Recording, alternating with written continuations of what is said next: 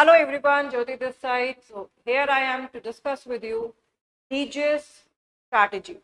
Yes, DGS vacancy is out already और बहुत सारे लोगों का जो वेट था वो एंड होता है और बहुत बहुत सारे लोगों की दिल की धड़कनें जो है वो बढ़ गई हैं क्योंकि they are not yet prepared. Well मैं आपको बता दूं प्रिपरेशन कभी भी किसी की पूरी नहीं होती है और एक लास्ट मोमेंट तक एंजाइटी रहती है कि हम प्रिपेयर्ड हैं या नहीं है।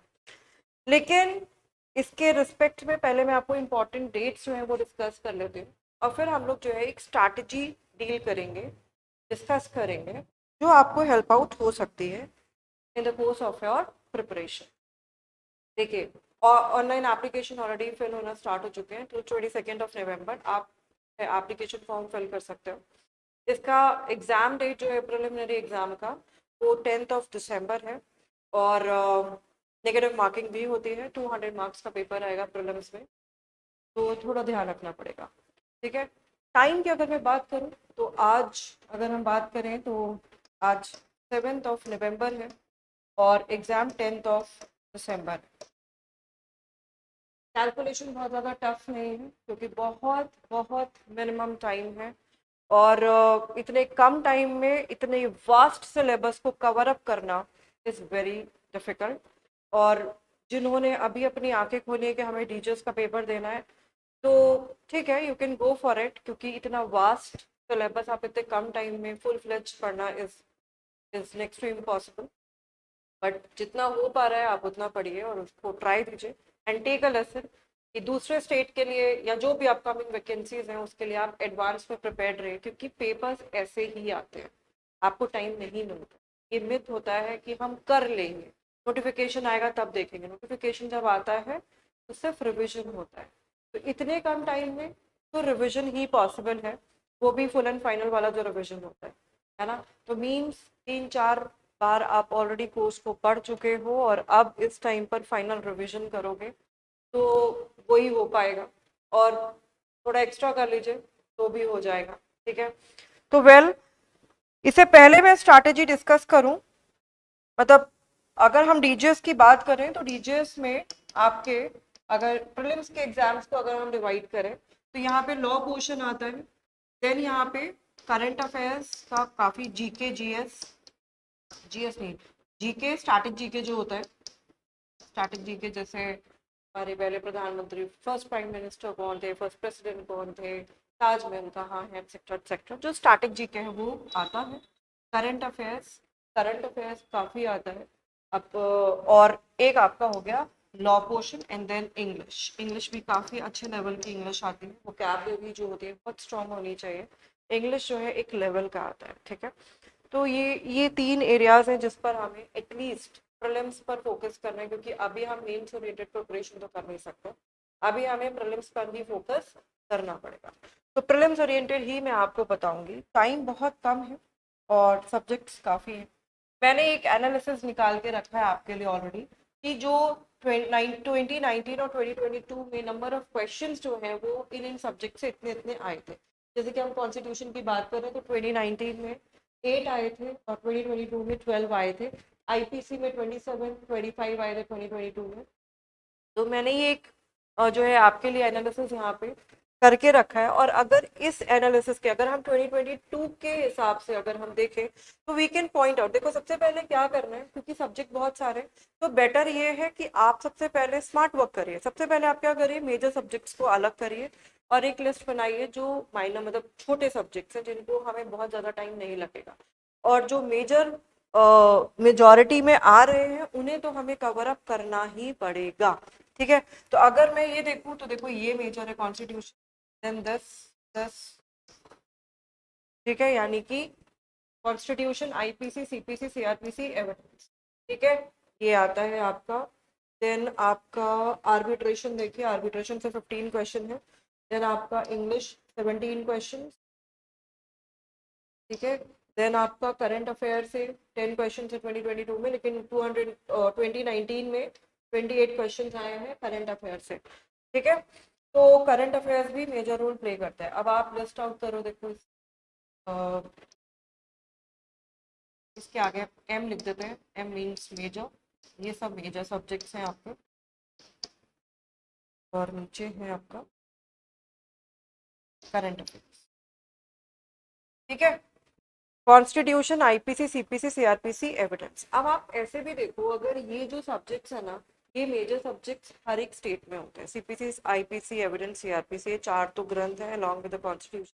ये 5 सब्जेक्ट पे वैसे भी आपका कमांड होना चाहिए, चाहे आप डीजीएस का पेपर दो, चाहे आप आरजीएस का पेपर दो, चाहे आप मध्य प्रदेश का पेपर दो, चाहे आप यूपी का दो, किसी भी स्टेट में जाओगे तो ये सब्जेक्ट्स तो मेजर पोर्शन कवर करते वैसे भी है। और यहाँ पर भी ये मेजर में ही है। ठीक है, एक चीज और ध्यान रखिएगा, डीजीएस के पेपर में कॉन्सेप्ट क्लैरिटी एंड बैरेक्ट पर कमांड दोनों ही इक्वली इंपॉर्टेंट है। खाली आपका बैरेक्ट पे कमांड है और आपका कॉन्सेप्ट क्लैरिटी नहीं है, then that will not work out. और कॉन्सेप्ट क्लैरिटी होगा तो बैरेक्ट पे कमांड होगा ही होगा, वो तो ऑब्वियस ही बात है। तो कॉन्सेप्ट बेस्ड क्वेश्चन भी आते हैं और डायरेक्ट डायरेक्ट बेस्ड क्वेश्चन भी आते हैं, तो आपको दोनों तरीके से प्रिपेयर होना बहुत इंपॉर्टेंट है। अब जब आप एक बार इसको लिस्ट आउट कर लोगे, उसके बाद आपको क्या करना है कि आप देखो, या तो ये करो कि इनमें से उसके बाद एक सेकंड लिस्ट बनाओ, मेजर सब्जेक्ट्स बनाने के बाद एक सेकंड लिस्ट बनाओ, और उस लिस्ट में लिखो कि आपके कौन कौन से सब्जेक्ट ऐसे हैं जिस पर आपको थोड़ा कॉन्फिडेंस है। अगर आपको किसी इनमें से किसी सब्जेक्ट पे 60% भी आप कहते हो कि हाँ मुझे कॉन्फिडेंस है, तो आप मान के चलो कि वो उसको एक स्ट्रॉन्ग साइड पे रखो 60-65%, और बाकियों को वीक साइड पे रखो। अब दो तरीके हैं, या तो आप जिन पर आपको कमांड है पहले आप उनको उठा लो, ठीक है, और जो वीक पोर्शन है उसको आप बाद में उठाओ, मतलब कि जिन जो आपके कंप्लीट नहीं है अभी और आपको लगता है कि मुझे अभी पढ़ना पड़ेगा, इसका टाइम लगेगा। या आप इसको उल्टा कर लो कि जो सब्जेक्ट्स आपको नहीं आते हैं आप पहले उनको कंप्लीट कर लो, और फिर जिन पर आपको थोड़ा बहुत कॉन्फिडेंस है उन्हें आप लास्ट में। मेरी सजेशन ये रहेगी कि जो आपको आता है उसे पहले स्ट्रॉन्ग कर लो। क्यों? क्योंकि वहां से क्वेश्चन गलत नहीं होना चाहिए किसी भी सिचुएशन में।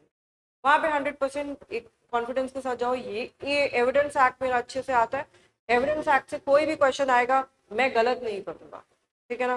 तो इस कॉन्फिडेंस के साथ मेरी सजेशन है, बाकी आप कर सकते हो। जैसे मुझे लगता है मेरा एविडेंस एक्ट प्रिपेयर है, तो मैंने एक बार फटाफट उसको एविडेंस एक्ट को रिवाइज करके साइड कर दी, और फिर मुझे लगता है आईपीसी भी मेरा जो है मुझे आता है अच्छे से, तो मैंने आईपीसी भी पढ़ के उसको साइड कर दिया। सीआरपीसी सीपीसी का पैरेट बहुत बड़ा है, मुझे इसमें प्रॉब्लम आती है, मैं कई बार प्रोविजंस भी भूल जाती हूँ, सेक्शन नंबर भूल जाती हूँ, एटसेट्रा एटसेट्रा, ऑर्डर नंबर भूल जाती हूँ। तो उसको फिर देखिए उसके बाद, ठीक है। और अपने डेज को डिवाइड कर लीजिए, हार्डली आपके पास 30 डेज है, ठीक है। लेट सपोज, अच्छा इसको उठाने का करने का तरीका क्या है, आप ये भी कर सकते हो, जैसे आपने देखा कि आपको सीपीसी करने में 7 डेज लगेंगे, लेकिन खाली सीपीसी पढ़ोगे तो काम नहीं बनेगा ना। तो आपने 7 डेज के हिसाब से क्या करो, सीपीसी को डिवाइड कर लो, चाहे तो सेक्शन वाइज ऑर्डर वाइज कर लो डिवाइड, कि मैं जो है 7-8 ऑर्डर्स रोज का पढ़ लूंगी, इतना सेक्शन कर लूंगी, या टॉपिक वाइज आप 7 डेज में उसको डिवाइड करो। अलॉन्ग विद इसके साथ छोटा सब्जेक्ट उठा लो, जैसे आपने उठाया एसआरए उठा लिया। अब स्पेसिफिक रिलीफ एक्ट को आपको लगता है भाई 2 दिन लगेंगे, उससे ज़्यादा लगने भी नहीं चाहिए, 2 दिन लगेंगे। इंडियन लिमिटेशन एक्ट में लेट सपोज आपको 1 दिन लगेगा, इतने में हो जाता है। फोक्सो ले लो, फोक्सो मेरा जो है 1 दिन में हो जाएगा, ठीक है। ये स्ट्रैटेजी उनके लिए जो रिवीजन करेंगे, जो पहली बार सब्जेक्ट उठाएंगे उनका नहीं होगा, ठीक है। तो रिवीजन कर रहे हैं उनका इतने में हो जाएगा, ठीक है। फिर लेट सपोज कॉन्ट्रैक्ट एक्ट है, ये मेरा 2 दिन में हो जाएगा। तो आप ऐसे देखो, 7 दिन में आप सीपीसी कवर कर रहे हो, 7 दिन के अंदर ही अंदर आप 2, 3, 4, 5, 6, अभी भी 6 डेज ही हुए हैं आपके, ठीक है। 1 दिन एक्स्ट्रा लेके चलो, यानी सीपीसी जब तक खत्म होगा तब तक जो है मेरा एसआरए, लिमिटेशन, पोक्सो, कॉन्ट्रैक्ट, मेरा ये भी कम। कॉन्ट्रैक्ट को 3 दिन में लो, थोड़ा मेजर है, चीजें तो है ही इसमें, ऐसी बात तो नहीं, हल्के में नहीं लेना चाहिए कॉन्ट्रैक्ट एक्ट को, अपने आप में काफी चीजों को कैरी करता है। तो 7 डेज में क्या होगा, 7 डेज में क्या होगा, मेरे ये सब्जेक्ट भी हो जाएंगे। तो एक बड़ा सब्जेक्ट उठाइए और उसके साथ में छोटा सब्जेक्ट उठाइए, छोटे सब्जेक्ट को निपटाते चले चलिए और बड़े सब्जेक्ट को अपना उसका टाइम दीजिए, क्योंकि सीपीसी सीआरपीसी ये मेजर सब्जेक्ट्स भी हैं और अपना टाइम देंगे। लेकिन आप खाली एक सब्जेक्ट लेके चलेंगे, बस सीआरपीसी ही पढ़े जा रहे हैं और कुछ नहीं देख रहे, तो फिर बाकी पोर्शन छूट जाएगा। तो कवर करने का तरीका यही है, टाइम कितना लगता है कोई फर्क नहीं पड़ता, 10 घंटे पढ़ो, 15 घंटे पढ़ो, पढ़ लो, ठीक है।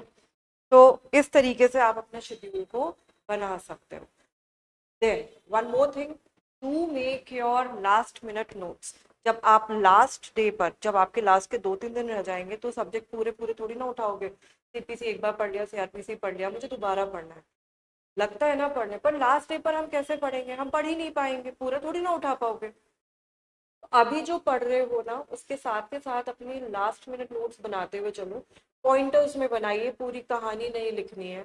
कोई भी एक सेक्शन है, अगर भूल जाते हो तो उसको लिख लो। जैसे 360 सीआरपीसी का प्रोबेशन के बारे में बात करते हो, तो खाली प्रोबेशन 360, सेक्शन 360 सीआरपीसी प्रोबेशन, ठीक है, उसमें लिख लो 21, below 21 year, above 21 year, 7 year of punishment, जो भी चीज है ना, उसको एक एक फ्लो चार्ट के फॉर्म में आप बना लीजिए, उसको बनाते हुए चलिए, ताकि आप जो लास्ट लास्ट डे, जब लास्ट के 2-3 दिन बचेंगे, तो आप अगर इन सबको देख भी लोगे ना, तो बहुत सारा क्वेश्चन कई बार जो होता है अटक जाता है, क्योंकि आ जाता है, और हमने रिसेंटली आंखों ने देखा होता है, तो वो अटकता भी है, और हमारा क्वेश्चन भी गलत होने से बच जाता है, हमें याद भी आ जाता है।